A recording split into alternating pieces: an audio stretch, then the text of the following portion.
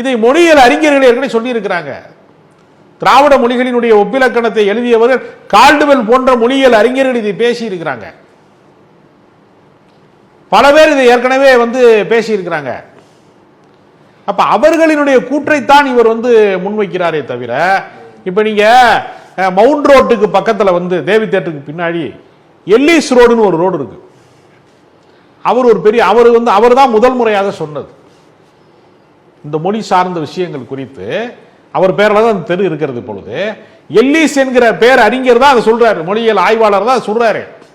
அப்ப நியாயமாக யார் மேல நம்ம யார் மன்னிப்பு கேட்கணும்னா கால்டுவெல்லும் எல்லிஸும் தான் கேட்கணும் மன்னிப்பு. அவங்க தான் இந்த கருத்தையே சொன்னது. மேற்கோள் காட்டுவதற்காக இவர் மன்னிப்பு கேட்கணும்னு சொல்றது தவறான விஷயம். ஒண்ணு சரி, இவர் என்ன நீ என்ன வரலாற்று அறிஞரா, நீ என்ன மொழியியல் அறிஞரான்னு கேட்கிறார்ல. போராடக்கூடியவங்க எல்லாம் மொழி அறிஞரா? அப்ப கன்னட இனவெறி அமைப்புகள்ல இருந்து கோஷம் போடுறவங்க எல்லாருமே மொழி அறிஞர்களா? அவங்கெல்லாம் வரலாற்று ஆய்வாளரா? இப்ப ஜட்ஜையா இருக்காரு, அவர் சட்டம் படிச்சுதான் ஜட்ஜா இருக்கிறாரு. அவர் என்ன புலவர் பட்டம் வாங்கி ஜட்ஜ் ஆகிறாரு? அவருக்கு எல்லாமே தெரியுமா? ஒரு கொலை வழக்கு நடக்குது, அவர் நடத்துறாரு. போஸ்ட்மார்ட்டம் ரிப்போர்ட் டாக்டர் கொடுக்குறாங்களா, வக்கீல் கொடுக்குறாங்களா? டாக்டர் தானே கொடுப்பாங்க. அப்ப ஏன் அவங்க அப்புறம் இவர் டாக்டரா, இவரையும் அந்த கேஸை எடுக்கிறான்னு சொல்ல முடியுமா?